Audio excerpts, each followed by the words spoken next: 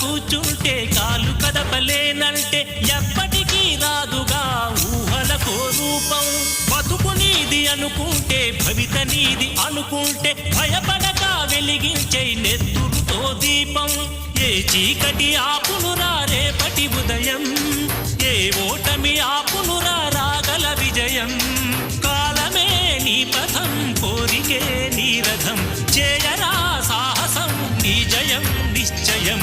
అనుకుంటే కానిది ఏమున్నది, మనిషి అనుకుంటే కానిది ఏమున్నది.